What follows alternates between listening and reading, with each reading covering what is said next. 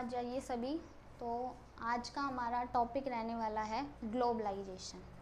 हमारा जो टॉपिक रहने वाला है वो क्या है? ग्लोबलाइजेशन।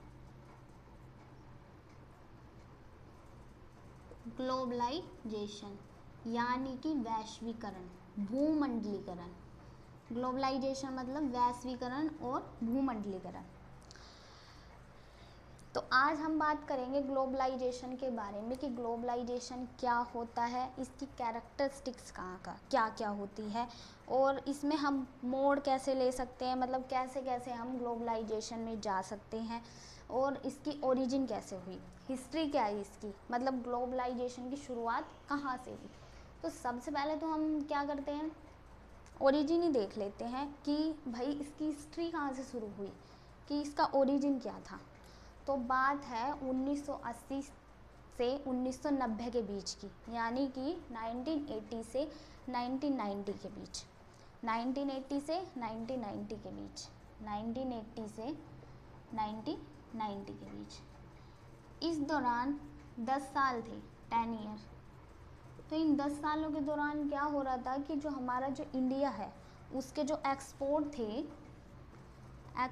थे वो तो ना के बराबर थे कि भाई वो तो ना के बराबर है, ठीक है। और जो इंपोर्ट थे ना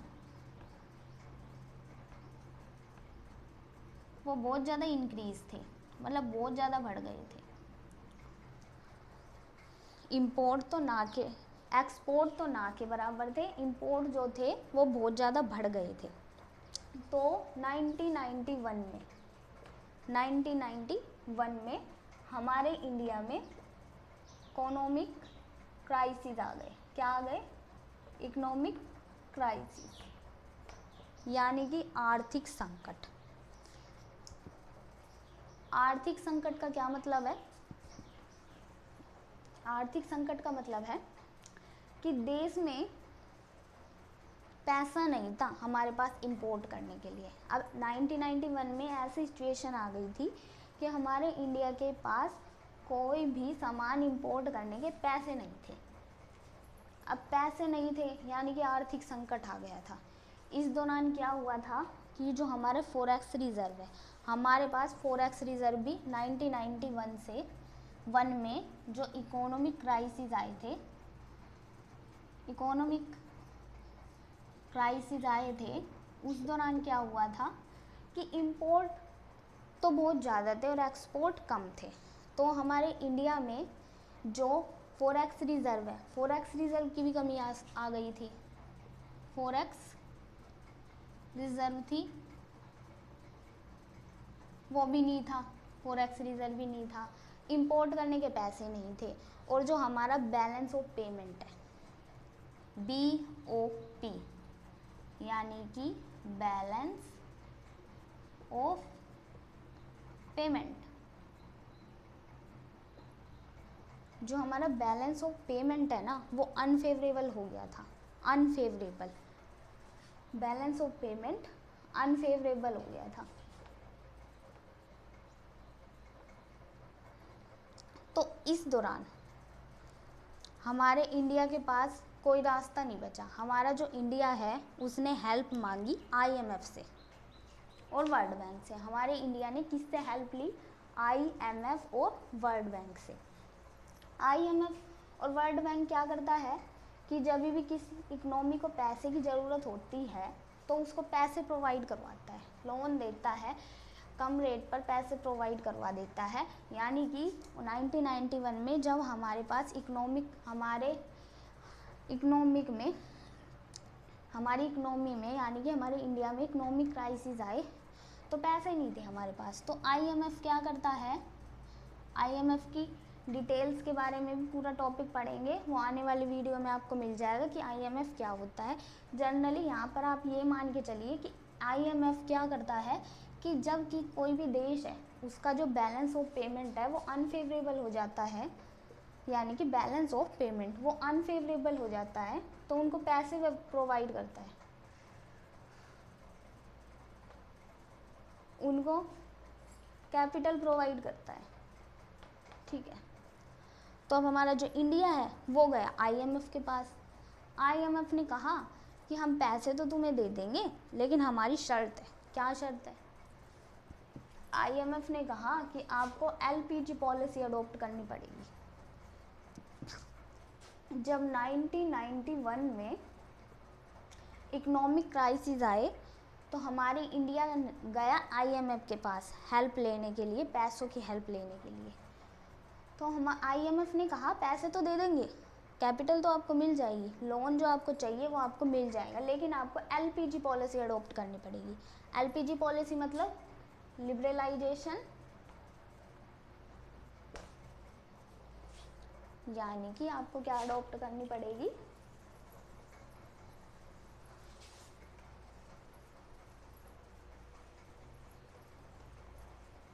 LPG पॉलिसी। LPG पॉलिसी है, उसमें 3 वर्ड इंक्लूड है हमारे। कौन कौन से हैं?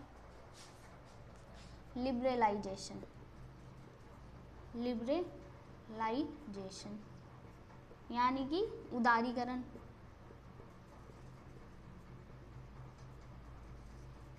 P का मतलब क्या होता है? P का मतलब होता है प्राइवेटाइजेशन,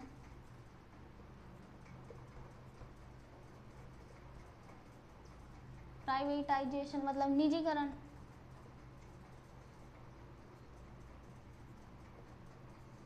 थर्ड वन हमारा क्या आ जाता है? ग्लोबलाइजेशन।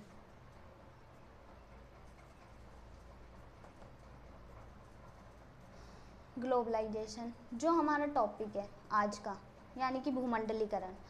तो जो लिबरलाइजेशन होता है, लिबरलाइजेशन का मतलब होता है उदारीकरण, यानी कि अर्थव्यवस्था को उदार बना देना। उदार बना देना मतलब ढील दे देना।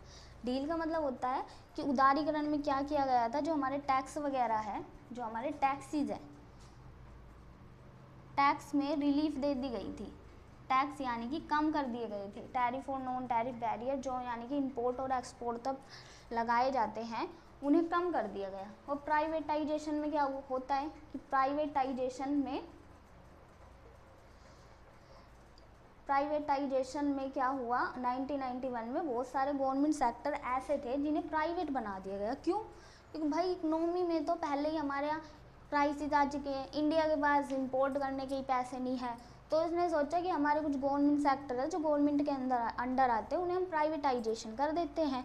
तो प्राइवेटाइजेशन में क्या हुआ कि प्राइवेट सेक्टर्स को बहुत ज़्यादा बढ़ावा दिया गया कि प्राइवेट कंपनी खोलो, प्राइवेट कंपनियों में इन्वेस्ट करो, और बहुत सारे जो सरकारी उद्योग थे या जो सरकारी चीज़ें थी उनको प्राइवेट बना दिया गया। और जो थर्ड वन हमारा जो आज का टॉपिक है, ग्लोबलाइजेशन। ग्लोबलाइजेशन उसका क्या मतलब होता है? तो LPG पॉलिसी अडॉप्ट करने की बात कही गई थी कि ग्लोबलाइजेशन, पहले तो हमारा टॉपिक पढ़ लेते ग्लोबलाइजेशन। तो ग्लोबलाइजेशन का मतलब होता है कि एक देश को दूसरे देश से जोड़ना, यानी कि विश्व को इंटीग्रेट कर देना। लिबरलाइजेशन हमने पढ़ लिया। लिबरलाइजेशन मतलब अर्थव्यवस्था को उदार बना देना, यानी कि ढील दे देना, टैक्स वगैरह में रिलीफ दे देना, ठीक है। एंड देन हमारा आ जाएगा प्राइवेटाइजेशन, यानी कि प्राइवेट चीज़ों को बहुत ज़्यादा बढ़ावा देना, गवर्नमेंट ने दिया भी था। और जो हमारा थर्ड वन हमारा था ग्लोबलाइजेशन। ग्लोबलाइजेशन का मतलब होता है पूरे वर्ल्ड को इंटीग्रेट कर देना, इकट्ठा कर देना, वर्ल्ड को इंटीग्रेट कर देना,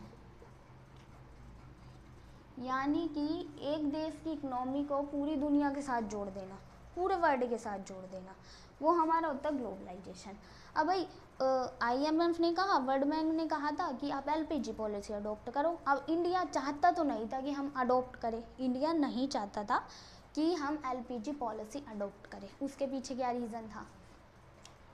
उसके पीछे रीज़न ये था कि हमारे देश में बहुत साल पहले एक ईस्ट इंडिया कंपनी आई थी। वो आई तो थी यहाँ पर क्या करने, यहाँ पर अपना काम करने आई थी, यहाँ पर उसने अपनी कंपनी बनाई और यहाँ पर काम करने लगी। लेकिन देखते ही देखते उस कंपनी ने क्या किया कि हमारे ही देश को अपना गुलाम बना लिया। तो अब भाई 1947 में हमारा देश अभी तो आज़ाद हुआ था, 1947 में इंडिपेंडेंट हुआ था। तो अब हमारे इंडिया को ये खतरा था कि अब LPG पॉलिसी अडॉप्ट कर लेते हैं, यानी कि अर्थव्यवस्था को फ्री बना देते हैं, ओपनली कर देते हैं कि कोई भी आएगा इन्वेस्ट करके चला जाएगा, इंपोर्ट करो एक्सपोर्ट करो पैसे लगाओ, कि मतलब सर्विसेज प्रोवाइड करो, लेबर आएंगी जाएंगी, ये समझ लो। तो अभी तो हम आज़ाद हुए, अब हम फिर से एलपीजी पॉलिसी अडोप्ट कर ले तो क्या पता हमें फिर से गुलाम बनना पड़ जाए। पर 1991 में तो भाई ऑप्शन ही नहीं है, आपके पास कोई चॉइस ही नहीं है, आपको एलपीजी अडॉप्ट करनी ही पड़ेगी, वरना आईएमएफ आपको पैसे नहीं देगा, आईएमएफ आपको लोन नहीं देगा। तो अब इंडिया ने की ऑप्शन ही नहीं है, अब इतने सारे हमारे पास कोई रास्ता ही नहीं है, जब बहुत सारे रास्ते जब तो चॉइस है कि कर लेंगे, अब हमारे पास कोई ऑप्शन ही नहीं छोड़ा तो क्या करें, लास्ट करनी पड़ी। तो इस तरीके से हमारे यहाँ एलपीजी की शुरुआत हुई, एलपीजी पॉलिसी अडॉप्ट हुई। ओके, तो यहाँ पर हमने बात कर ली एलपीजी पॉलिसी की हिस्ट्री के बारे में कि ओरिजिन कहाँ से हुआ। ठीक है, अब हमने मीनिंग देख लेते हैं ग्लोबलाइजेशन का मीनिंग।